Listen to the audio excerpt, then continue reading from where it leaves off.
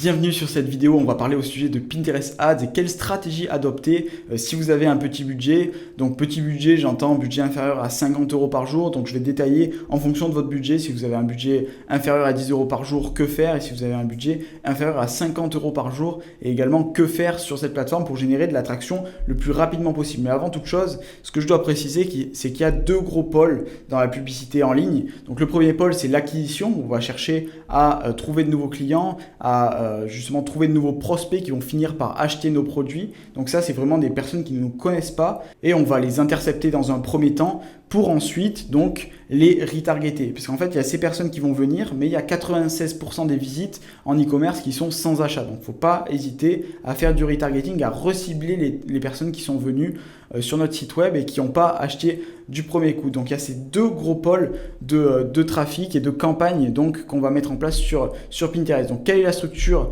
d'un compte Pinterest Ads? Donc vous avez les campagnes. Donc les campagnes, ça peut être typiquement une campagne d'acquisition et une campagne de retargeting. C'est même ce que je vous conseille sur Pinterest, c'est pas de créer une multitude de campagnes, mais juste faire simple, une campagne d'acquisition où on va chercher de nouveaux prospects et une campagne de retargeting où on va recibler les personnes qui sont venues sur notre site web et qui n'ont pas acheté nos produits. Donc à l'intérieur de ces campagnes, donc que ce soit acquisition ou retargeting, on a des groupes d'annonces. Les groupes d'annonces, c'est là où on va cibler plus précisément les personnes. Donc on peut cibler en fonction sur Pinterest des mots-clés, donc les personnes qui tapent dans la barre de recherche certains mots-clés. C'est ici dans le groupe d'annonces qu'on va configurer ça. On a les centres d'intérêt, les personnes qui ont interagi avec des épingles dans tel centre d'intérêt, admettons le centre d'intérêt de la beauté, c'est également dans les groupes d'annonces qu'on va sélectionner ça.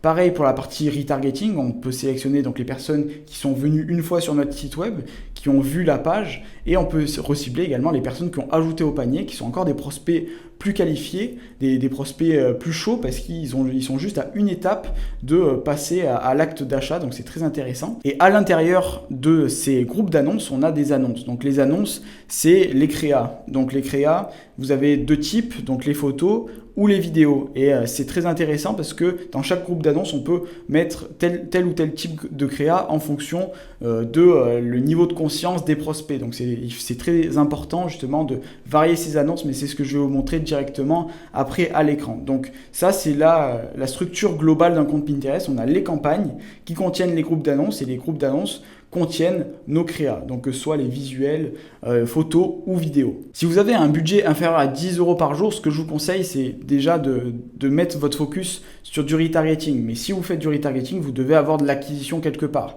Donc l'acquisition, au lieu de faire de l'acquisition payante, si vous avez un budget très limité, je vous conseille de passer par des stratégies organiques SEO. Donc que ce soit de la partie organique sur Pinterest, ou ça peut être d'autres choses comme le SEO sur Google, ou ça peut être encore donc de la publicité sur d'autres vecteurs de trafic. Si vous voulez seulement investir donc un faible budget sur Pinterest mais que vous faites de la publicité sur Facebook, ce que vous pouvez faire, c'est faire de l'acquisition sur Facebook et du retargeting sur Pinterest. Donc il faut, si vous faites du retargeting, il faut avoir de l'acquisition également, sinon vous allez recibler aucune personne et donc ça va pas être possible d'avoir de bons résultats sur Pinterest. Donc si vous avez un budget très limité, je vous conseille de faire de l'acquisition en organique et du retargeting sur Pinterest, parce que le retargeting sera pas cher vu que Pinterest est une plateforme où les coûts publicitaires sont très faibles.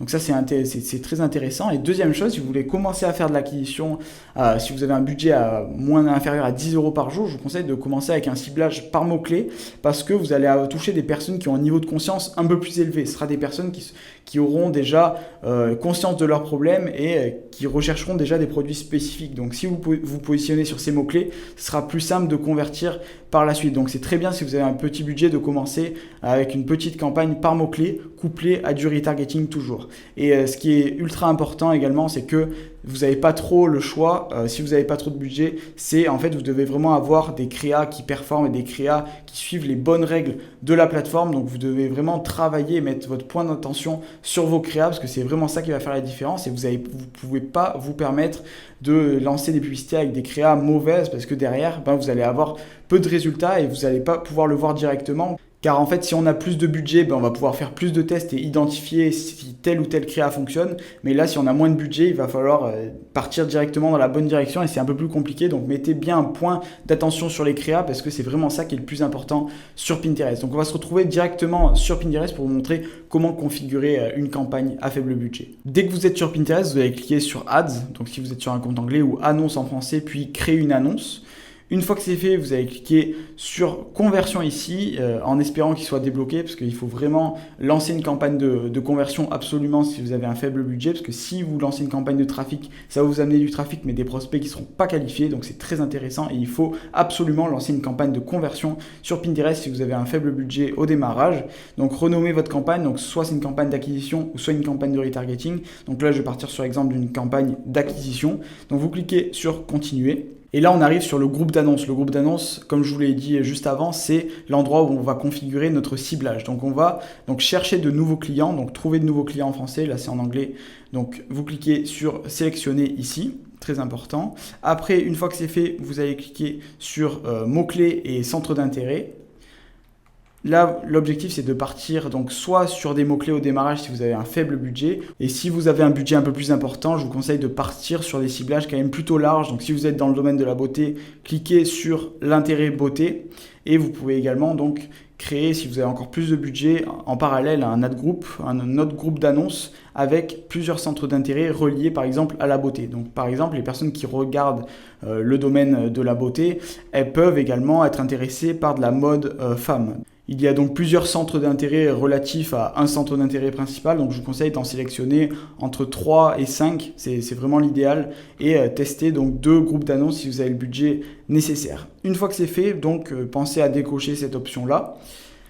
Après, en termes de données démographiques, donc par rapport à l'âge, là, tout dépend si vous avez de la data à ce niveau-là, mais si vous avez des prospects, vous savez, qui sont un peu plus âgés, qu'ils achètent, la tranche d'âge des 18-24 n'achète pas, n'hésitez pas à le désélectionner. Si vous avez un faible budget, vous ne pouvez pas vous permettre de dépenser trop de budget à faire du testing, donc je vous conseille de décocher cette option-là, même s'il faut rester quand même très large sur Pinterest.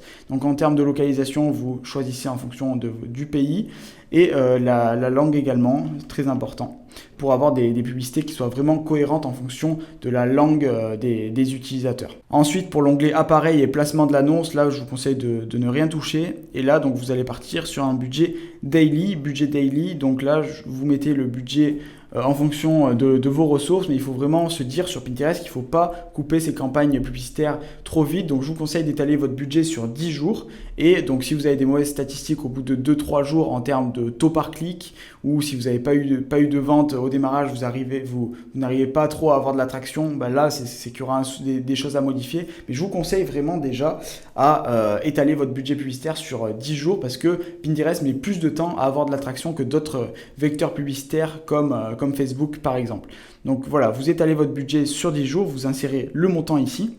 Et là, donc, vous allez vous lancer pas en auto-bidding, comme c'est indiqué donc, de base, c'est marqué recommandé, mais je ne vous conseille vraiment pas de faire ça si vous lancez vos premières publicités à faible budget. Je vous conseille vraiment de passer en manual bidding ici, donc enchère manuelle, et mettre un CPA, un coût par action cible, en fonction du prix de votre produit. Donc, ce que vous pouvez faire, c'est par exemple prendre votre AOV, donc la valeur moyenne de votre panier moyen, et le diviser par 6 voire 8. Et comme ça, si Pinterest voit qu'il ne va pas arriver à l'objectif, il ne va pas dépenser de budget publicitaire. Donc ça, c'est très important à faire si vous avez un faible budget.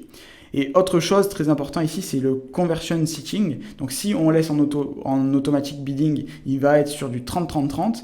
Mais nous, ce qu'on va faire, c'est qu'on va se mettre, vu qu'on est en custom, on peut modifier certains paramètres et ce paramètre est très important. Et ce que je vous conseille, si vous avez un faible budget, c'est de partir sur une fenêtre de conversion soit à 1-1-1 ou soit à 7-7-1. C'est des fenêtres de conversion plutôt agressives, mais comme ça vous assure que si Pinterest il voit qu'il n'arrivera pas à atteindre l'objectif, il ne va pas dépenser plus de budget publicitaire. Et concernant les créas, vous avez juste à sélectionner entre 2 et 4 visuels très importants sur Pinterest, parce que Pinterest c'est vraiment pas mauvais pour choisir quel visuel est le meilleur, même avec un faible budget. Donc je vous invite à sélectionner entre 2 et 4 créas donc ici, et je vous invite également à bien sélectionner vos créas, parce que comme je vous l'ai dit, si vous n'avez pas trop de budget, il faut justement essayer de bien suivre les bonnes practices sur la plateforme afin de performer au plus vite et avoir de l'attraction le plus rapidement possible sur Pinterest. Et après, vous avez juste à cliquer sur lancer la publicité ici. Une fois que votre publicité est lancée et qu'elle est approuvée par Pinterest, ce que vous avez à faire, c'est patienter plusieurs jours afin de ne pas prendre une décision trop rapide.